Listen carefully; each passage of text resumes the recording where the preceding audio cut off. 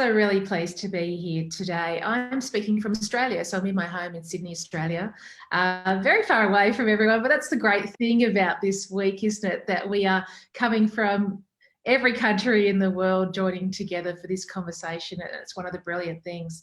I'm going to talk about something a little bit different than what we're used to hearing about when it comes to technology. I'm going to talk about technology as an empowering resource, as something that actually can do a lot of good for humanity.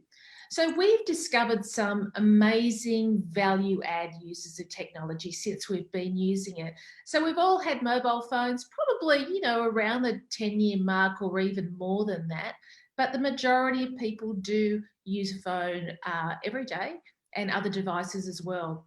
And I'm a researcher and a speaker on digital literacy and digital lifestyle. And my work is about understanding and inspiring us on how to actually live well with technology. So I've interviewed hundreds, probably thousands of people at this point. I write research papers, I do lots of talks. And one of the good things about that is people are constantly telling me the uses of technology that they have that actually make them feel good. So I'm just going to tell you some of those. So one man was telling me his 85-year-old dad goes on Facebook nearly every day, goes on to the kids and the grandkids' accounts, and they're scattered all over the country. And he reads the things that they're posting on there and he comments on them, and it gives him the ability to participate their lives in genuine, meaningful ways. Someone else said, my entertainment and my reading options have exploded exponentially, because of technology. I would never have access to that kind of thing before. Someone else said, I can more easily keep in regular contact with my friends who seem to be living everywhere. And I think a lot of us can probably relate to that one. Someone else said, and it's just a very simple thing. She said, I was on my way to my mum's house. I was running late and I actually just had the chance to be able to pull over, ring her, tell her I'm running late. Such a simple thing. They knew their mum would be worried at home. So a very simple action. And then someone else said the incredible communities that have emerged online that give voice to people who would otherwise have been marginalised. And we've seen that a lot in the last few weeks. So we all use technology in different ways, and we all have our go-to thing that we love to do online or that we love to do on our device that makes our life easier, that helps us stay connected with the people we want to be connected with, and that gives us resources that we find really helpful. Now, when we think of good use of technology, we often think of it in terms of productivity. It's making our jobs easier, making things faster to do. But good use is actually so much more than that. So some of the uses that I find are extraordinary. One of them is it can give us a greater sense of belonging. So as humans, we have this inherent need to belong and to identify others. And there are times when we don't necessarily feel that sense of belonging with the people that we're physically with. So there's lots of groups online that people join that offer, that kind of connection that they're not getting in their physical world. It might be joining a group of people who have the same health condition. So they get your day-to-day life and they understand it and can provide amazing support. Groups that share the same kind of sexuality you have, or something that's important about you. Another use of technology that is very meaningful is using it for self-improvement. So the potential for learning online is massive. It's out of this world. We've never had the opportunity ever to learn to the extent that we do because of technology. So if you think of COVID and the isolation, I'm still in my home, you're probably still in your home. Without technology, think of all the school children. What would they have done in the last few weeks? They wouldn't have had access to their teacher or to their schoolwork or to their school or to each other without technology. And then for adults, we're able to follow people on various accounts that help us to learn, help us to grow, help us to reflect. and see the good in the world. You know, I've started yoga since we've been doing COVID. I've gone onto YouTube, found this great yoga teacher, and that's really inspired me. And many of us have probably found new interests online in the last few weeks. So one of the good things about this, because there's so much opportunity to learn online, it helps to level the playing field, because we know we don't all have equal access to educational opportunities. It might be because of finance, it might be because of where we live, but technologies help to level that playing field more. So people are able to do courses online after school that they would never have been able to do otherwise, and so on. And also using technology for creativity. You don't have to have a piano at home to be able now to write music for a piano, or to be able to learn to play the piano. Using a virtual keyboard helps to develop your musical skills, or using a drawing platform on your device, or listening to music. You know, technology offers so much opportunity for creativity as well. So in many ways, I always think technology makes us feel a bit superhuman. You know, we have so much that we can access, so many resources that are relatively easy to use, you know, just at the touch of a key. And it's probably just from our phone that's in our pocket. So modern technology, or, you know, laptops, our phones, our computers, our tablets, have helped to unify humanity in a way that we would never actually have expected. You know, when the first mobile phone or first cell phone hit the market, we would never have known the strength of what it was going to do to the human people and bringing us together. It's democratized power in unprecedented ways. I think just in the last few days, we've seen, or the last few weeks, the Black Lives Matter advocacy online. We've seen a lot of things around elections where people are banding together, joining each other online. And there's no denying, though, but as we move forward, you know, it's not all plain sailing, it's not all wonderful. There definitely are issues coming with our use of technology. And we do tend to kind of focus on these a lot. You know, a lot of people say, oh, I use my phone too much, I'm on the screen all the time, or the kids are always holding their phone. There's lots of kind of issues that are emerging that we don't seem to be able to shake. We don't seem to be able to move past them, and we're getting bogged down in them. We're in this rut because of them. So it requires some new thinking, or a reimagination of what good use of technology actually is. And that's what I spend my work doing. I look at where we can actually reach with technology, what potential we can actually get to, how it can genuinely make our life better, our work better, our relationships better, how we learn, and working out the best ways to manage the issues so we can get past those and move on to those really good technology uses. And one of the issues, and it will always be an issue, is that technology is in this constant state of innovation. There's always an ongoing stream of new devices, new apps, and new ways of learning to use technology. I think we can never feel like we've caught up with something new that just entered the market, because we haven't finished learning the last 10 things that we've been trying to do online or do on our phone. And we will never know how to use technology 100%. We can never feel we have this sense of control where we say, yeah, you know, I've got it. I know how to do everything online. You know, we're never, ever going to get to that point. So our relationship with technology is much different to that. It can feel like technology is winning, you know, that technology has got the upper hand, and we as humans are coming second in that race. So it puts us in a very unusual situation. We've never had a relationship with an object like technology before. And we've seen this with COVID, you know, in the last few weeks, a few months now, it is really, we've all been running around kind of learning new ways to use social media, learning new ways to work with our colleagues online, new ways to stay focused, working and learning when we've got the constant notifications popping up and distracting us, and learning new ways to genuinely connect with others online when we don't actually have access to them physically. It's been such an unusual situation, and I think many of us feel like we have a little bit more control over technology. We've learned new things because we've had to, and we've had to learn them very quickly, and that's a good thing. So it hasn't been all smooth sailing. We've been on this uphill trajectory of learning.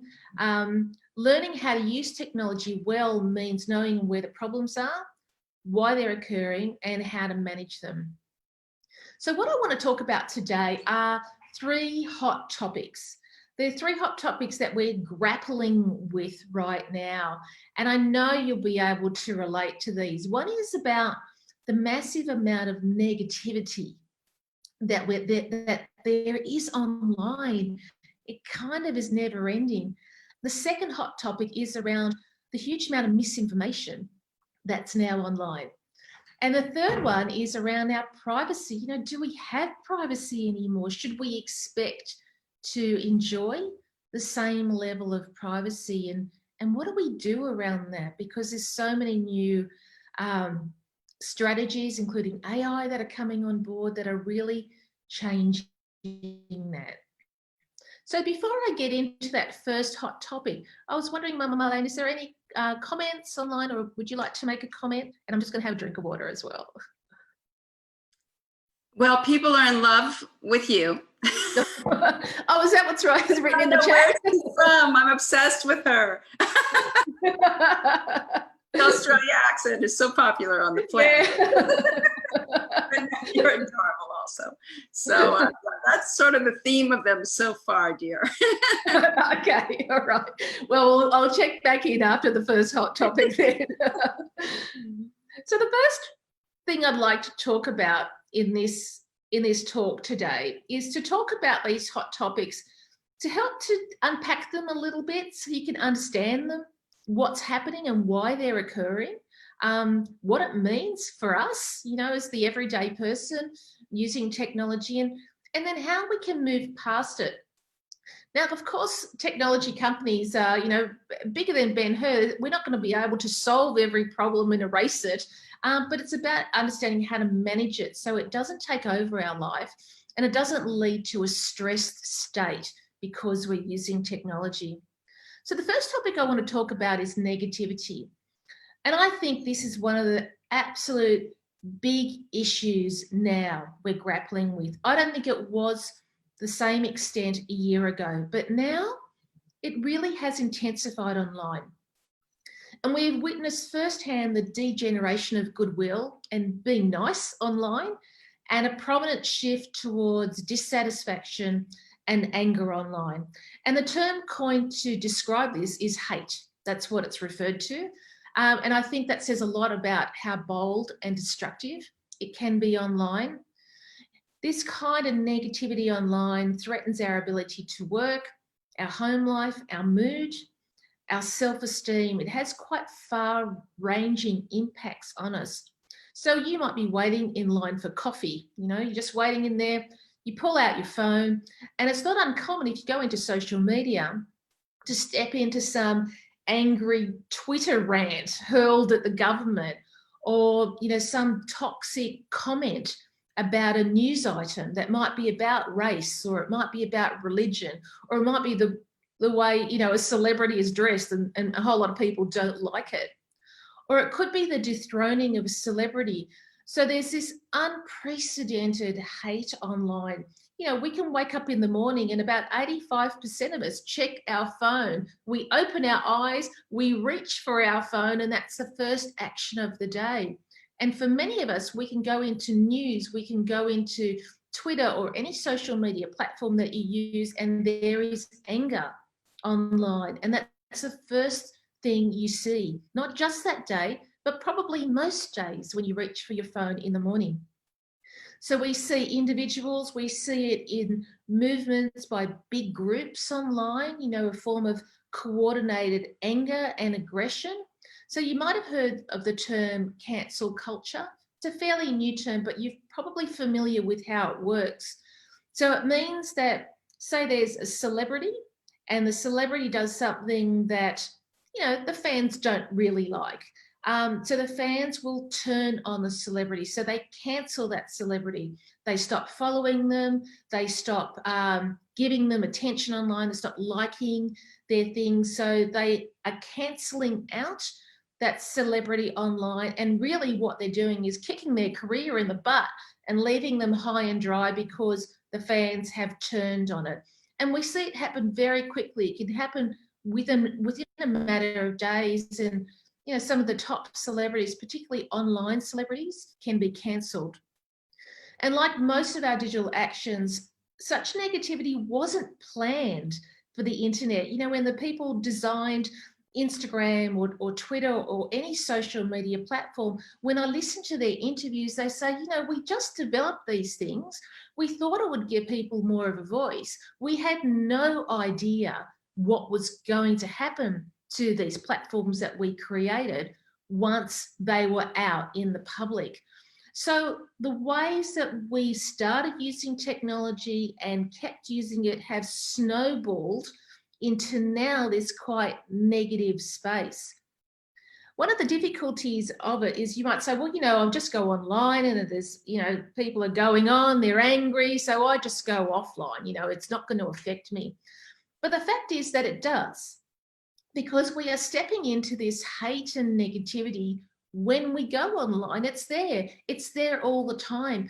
And it doesn't necessarily hit you, like a slap in the face kind of effect. What it does is it contributes to a very kind of low hum stress level.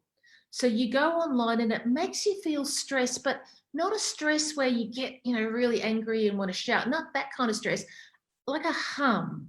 Like when your refrigerator is starting to, have that noise. It's that kind of feeling. And it eats at us every day. Every day we immerse ourselves in this. It eats at us and affects our mood. It affects how we understand our world, how our relationships and how we feel we should be treated. It affects the way we engage in line. Everyone else is saying these things online. We probably should too. That's just what you do online. So it actually has quite a significant effect on us. And if you think of toxic online behavior, it centers on social rejection. So while the toxicity isn't directed at us personally, I think we get quite ragged from spending, a significant part of our day immersed in this stress online. So in an environment, in this online environment, mistakes aren't tolerated. There are never-ending rants, and everyone's bad, and everything is bad in the world. So it affects the way we understand our world. It affects our happiness. If you're having a bad day and you go into these kinds of rants online, it can vamp up that bad day. It can intensify it. It doesn't release it. It actually makes it worse. So, and if you're inclined to be nasty, if you're having a bad day, things are going wrong, you can contribute to it thinking, well, that's just how the online world is. And now the ways we've developed algorithms means that if you're noticing this stuff online and you're adding an emoji or making a comment, the algorithms will send more of this kind of content to you. So without even realize, you're immersed in more and more negativity online. And an interesting stat is that content online that expresses outrage, like you're ugly, you're whatever, all these kind of outrageous negative content, they get pushed around online and shared 20% more than any other content because people have a sharp reaction to them. So the algorithms come into play and they share it around because they think it's popular content. So algorithms don't differentiate between feel-good content and bad content. They just look at popular content.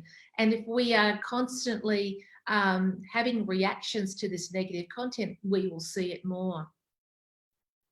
So we see this kind of anger everywhere, in news feeds, excuse me, on dating apps, in workplaces. It's we expect it now. So the harsh truth is that it's happening online, but that doesn't mean it's not happening in real life, because our online and offline life is quite blurred now. What happens online really affects us in our real world and vice versa. So whether it's text, images, videos, hurtful emojis, we actually don't become desensitized to it. You're on a dating app, people are treating you badly. They're actually treating you badly. It doesn't matter if it happens online or offline. We are all human. We all feel it. So a lot of the time when people talk about living well with technology, they talk about having a detox, turn your phone off for the weekend. That will help you to, be more in control of your digital life and more in control of technology. But the problem is, if you turn off your phone on the weekend, you turn it back on Monday, and it's exactly the same thing. All it does is it gives you a bit of a break, but it doesn't solve the problem. It doesn't help you to learn how to live well or how to use well with technology. So living well is about being savvy to the habits and the kind of digital ways of being that we've fallen into. So have we or you or me fallen into being negative online just because it's happening a lot? Have we fallen into it and gotten into that groove ourselves? It's about who you follow, what content you decide to click on, what you choose to share.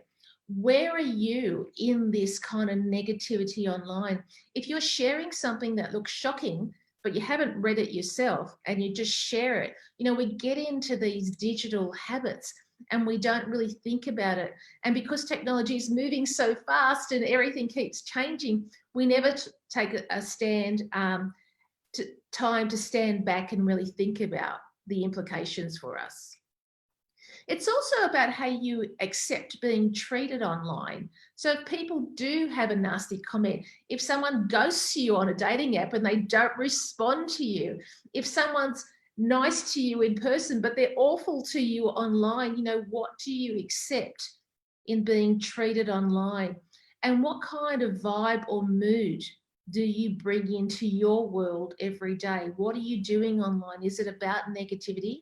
Or is it about positivity and sharing good and contributing good and doing things that are creative, things that actually feed us, our soul? So I'm just about to move to the second toxic topic, but Marmalena, is there any comments there or anything you'd like to add? Okay, all right. Okay, a second issue that we're grappling with online is misinformation. And I'll give you an example. I interview a lot of people as part of my work. So I was just about to interview a 16-year-old boy. So he was sitting on the steps outside his front and he was checking his phone, typical 16-year-old boy action. And as I walked up to him, I could see he was watching a video, and the video was of a road rage incident. So what it was one guy was in a car. They were kind of in a back alley, and another guy in a different car got out and he punched the person, the driver, through the window as a road rage incident. Like, it was quite violent, okay, quite confronting video. And then this video and the playlist that followed it had kind of similar kind of, rage, violent, aggressive kind of videos that were up next for this boy to watch. So I said to him, have you seen this kind of thing before online? He said, yeah, I see it all the time. There's heaps of this stuff happening on the roads all the time. So he got the idea that road rage and violence is a normal part of life because he'd seen a lot of videos. Now, to me, that video had been a setup. It wasn't, CCTV footage or anything. It was a setup. And there was someone there videoing it. But he didn't, when I asked him about that, he didn't agree with me. He's 16, he didn't have the kind of life experience that we have. So in watching these kinds of videos, more coming his way and probably a lot more content in his social media feeds because his algorithms are showing he likes that kind of content. So he's given more of that kind of content. It communicates the idea to the boy that, road rage, violence, being aggressive is a normal part of life. And if he keeps watching it, he's just going to keep watching more and more. And if his friends are watching the same kind of thing, they're getting that idea as well. So when they chat together, this is normal life. Punching someone through the window of their car is normal life. So what happens when we're online is we get in these kind of thought bubbles. We see things and it starts to become normalized. Now, I'm not sure how he started watching it, but what happens on the roads is pretty interesting for a boy who's just about to get his driver's license, and understanding that. So we get into these bubbles. Now, is this misinformation or fake news? Well, we probably wouldn't think of it like that, but he's locked into an echo chamber of thinking. So who and what we follow online is vital to us because it affects how we understand our world, and it affects what we're going to see more of online. We tend to be in our bubbles, and that is, I think, a big issue. And we often don't even realize that we're in these bubbles. So we follow accounts with ideas that we agree with. I follow people who are kind of like me, and most of us do. And because of these algorithms, we see more of the same. So Twitter did an interesting study. They did some research to see what journalists were viewing on Twitter in the lead up to a major election. Okay, so they didn't look at what people were saying, but they looked at the behaviours and the connections, kind of the interactions and the replies. Excuse me. And one of the things that they found was in the lead up to the election, the amount of journalists on the left who were following people on the right was very small, and vice versa. It's another example of the filter bubble or the echo chamber we actually create for ourselves. So if social media was just like a distraction, just a little part of life, that wouldn't have had much of an impact on democracy. But we know now that what happens on social media actually has a huge impact on elections, on democracies, on how our governments are run, on what we believe, on what we don't believe, our nation needs. And because of these thought bubbles that we get in, it makes kind of extreme views, misinformation, and being manipulated easier. You think of that 16-year-old boy watching aggressive videos, road rage videos. Subtly, those messages go in that, aggression and violence is life. So if what comes into his feed is something even more aggressive, something a bit more extreme, well, he's probably going to accept it more than someone who doesn't watch that kind of content, who isn't seeing that kind of content, day in, day out. So we become more accepting of these extreme views if they kind of fit in, with what we've been sent online. And we get duped more online. We get fooled into believing it's correct. And that's how misinformation works. It kind of subtly slots its way into these echo chambers that we have developed that we don't even realize that we have.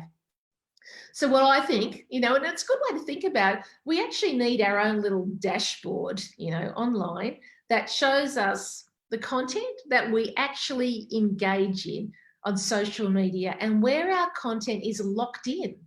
If you think about it yourself and what you've seen online, what you've clicked on, what you've read, the videos you've watched, if you had to slot it into themes, what would your themes be? So we all have our own themes. Are you just clicking on Hollywood celebrity gossip all the time?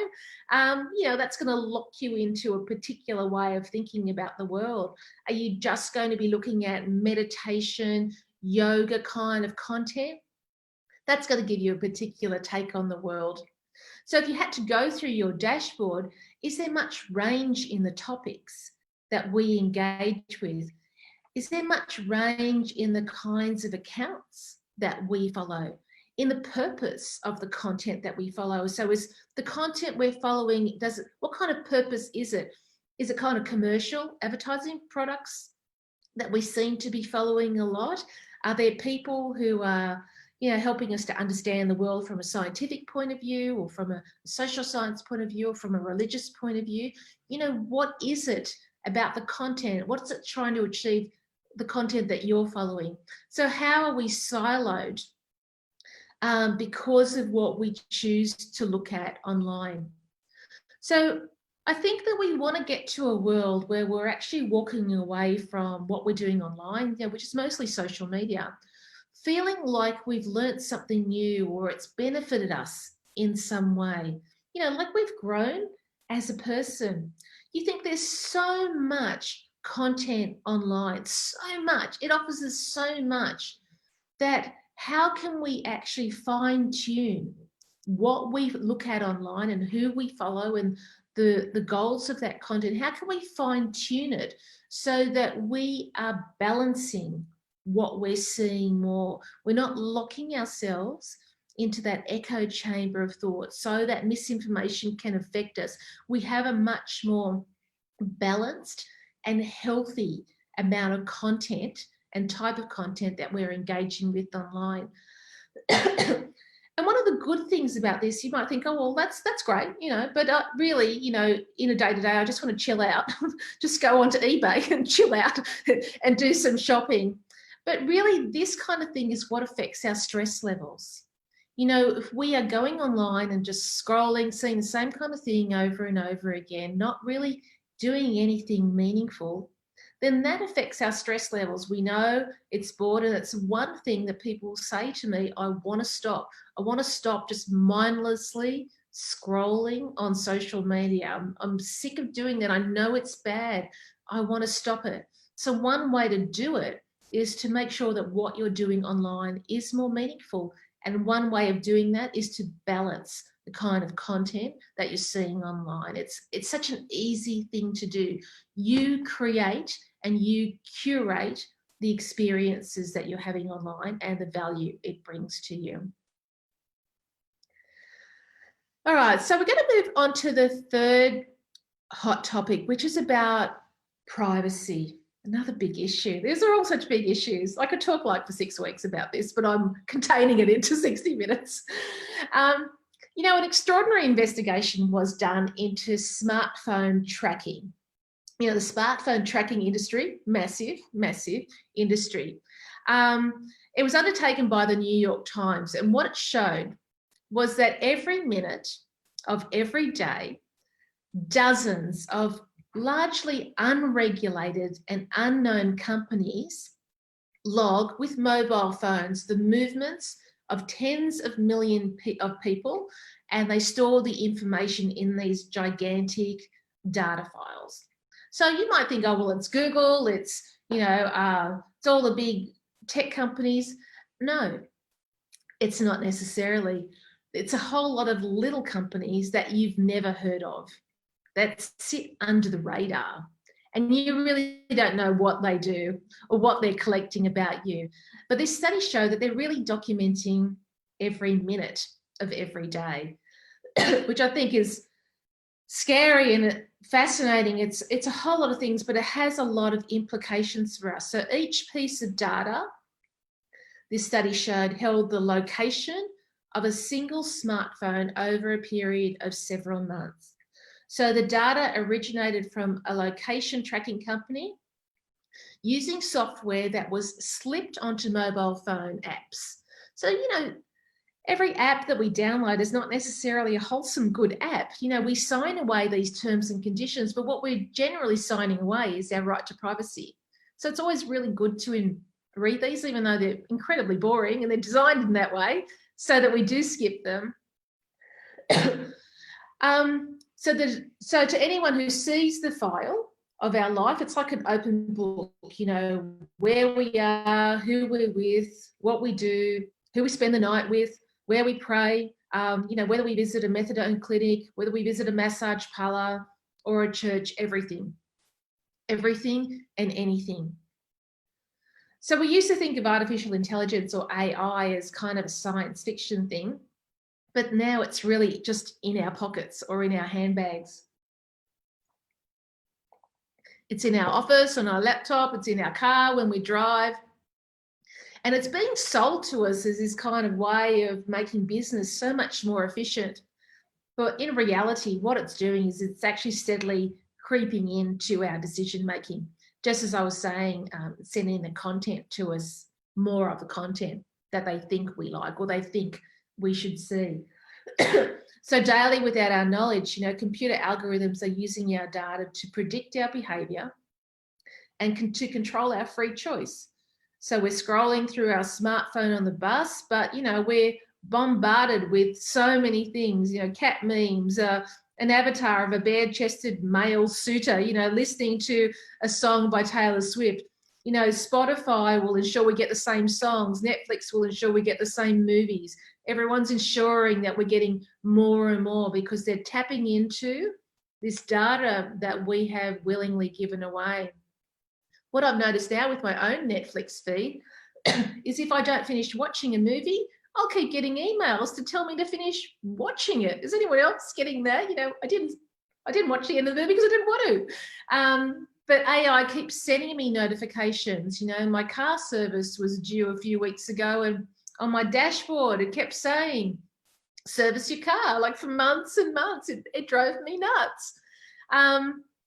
Or we find ads mirroring our internet browsing. So you might be looking up, a new dress to buy, and then you'll see lots of ads mirroring, new fashion, new dresses you can buy. I read an interesting thing in the paper a little while ago. Someone was telling me, they said, I've got one of those Google Homes, and we were talking about buying some new cutlery. And he said, just in days, then on my laptop, I saw ads about cutlery. Could my Google Home have been listening and converted that into advertising? And that's exactly what happens. So Google now and all the companies that have these voice assistant, products in our homes say that they listen to our conversations, and they do this as a way of making our experience better. That's normally the marketing spiel for it. But in actual fact, it's using that data. We experience it as lots more advertising material. So it doesn't stop there, though. Algorithms are driving passport control, who gets debt collection notices, home loans, insurance cover, who will get the job, even who gets targeted by the police and how long their prison sentence will be. So recently, it was also revealed that algorithms are telling period tracking apps to inform Facebook that we might be pregnant. So then we can get advertising content about pregnancy. So protecting our privacy has become such a big issue. And when I talk to young people, because I also interview a lot of teenagers and children as part of my research, they see, one boy said to me, what's privacy? Privacy is just low self-esteem. If you don't want to put it out online, then you must be ashamed of it. But each generation thinks of privacy in a little bit different way. That's important to know. But also the use of our private data and how it can come back to us in ways that actually add to our stress when we're using technology. So these hot topics have occurred over the last 5 years. Even though technology's been in our life for a long time, these ones have really intensified in the last few years, and they're deep problems and they're not getting resolved. And they're eating away at our well-being and our quality of life. So while technology can and definitely does make our life better, these current issues are leading us down quite a destructive path, and many people find that they feel quite exhausted from their technology use or burnt out, or it gives them a headache, and they're not getting out of it and they're not sure what to do. So I always think of, if we're continuing to use technology in the same way, how would we feel in 5 years' time? Would we feel absolutely physically and mentally exhausted from the way we're handling content and the way it's coming to us online? What about in 10 years' time? It's likely that we will feel quite ragged just because we haven't got a grip and been able to manage these issues well. And they're not, of course, the only issues we're dealing with. The truth is that we have a new way of life because of technology, but the problem is we haven't quite envisaged its purpose, its meaning, and its opportunities for us. Instead, we've kind of fallen into habits in the ways we think we need to act with technology, but they're not working for us. Now, there's a really well-known quote. It's first we make our habits and then our habits make us. So first we start using technology in these ways which we really don't enjoy, which we know are bad for us, and then it leads to having an impact on us, leading us to feel stressed and burnt out and feeling negative and in a bad mood because of it. I think one of the things we need to change here is we often put the technology first and we put us second. So how many of us have bought a new device or bought a new app and then we shape our life around that? You know, you buy a new phone or you buy a new laptop, that's first. Okay, I'm going to see what it can do and I'm going to do those things rather than what do I need? What do I need from this technology? How could I use it to make my life better? So it means we need to shift our mindset away from technology to us. One of the interesting things, you know, in part of my work, I get to meet such amazing people, you know, who I'm lucky, you know, they share their stories, they share their vision, and they share their resourcefulness. So I'm going to finish today by sharing one story, and it was contributed to by many people. So as I said, I live in Australia. We have a lot of bushfires here. But a few months ago, we had absolutely devastating bushfires, the worst bushfires that we have ever seen. It was so sad, and it went across 3 different states, and it impacted the lives of hundreds of thousands of people. We lost most of our koala population. Many people lost their lives and their homes. So it was absolutely devastating. So I want to tell you a technology story that brought Australia, not just Australia actually, it brought many people across the world together on social media in such a good and meaningful way because of these bushfires. So we often think of social media as, you know, selfies and likes and that kind of thing. But during these bushfires, it actually was used in such an amazingly meaningful way to bring the community together. And for me, it provided me an idea of what good and empowering technology use is. So sites like Facebook, Instagram, and Twitter were the first ones to talk about the bushfires, the first ones to bring the news out to us. It became the vehicle, you know, these social media platforms became the vehicle by which we interpreted and by which we got involved in these events. So I was lucky. I'm living in Sydney, so we didn't have bushfires in Sydney, but we had bushfires a half-an-hour drive from Sydney. So everyone kind of knew people or friends of friends who were involved in the bushfire. So social media was used in a number of ways. First of all, people were just putting up posts, you know, I'm okay, you know, the animals aren't okay, but, you know, the kids and we're okay. So that would go up on social media. And normally it would just be family or friends who might say, oh, thank goodness, or like it. But these people got thousands of likes, thousands of comments, because we were all happy they were okay. So it brought people together on that very individual level. And those kinds of posts, even though you didn't know the person, they're the ones that got shared. You know, it was that banding together to bring support. You know, we were all happy they were okay. And, you know, social media provided us the opportunity to kind of tell them personally, you know, that we were happy that they were okay. And then there was lots of video footage shot on people's phones that gave us really personal insight into the pain that they were facing firsthand. So the traditional news media, like in the paper and on the TV, they were reporting the events that were unfolding. but they don't do it in the same kind of personalized way as someone who is standing in a home who's, you know, videoing what's happening outside in their backyard on fire and they're waiting for the fire brigade to come. We got that kind of really intimate insight in what it must be like for them, you know, seeing this devastation around them. So that engaged more empathy and more support by just the public. And then thousands or hundreds of thousands of people turned to social media to help. So there was lots of online social media fundraising campaigns.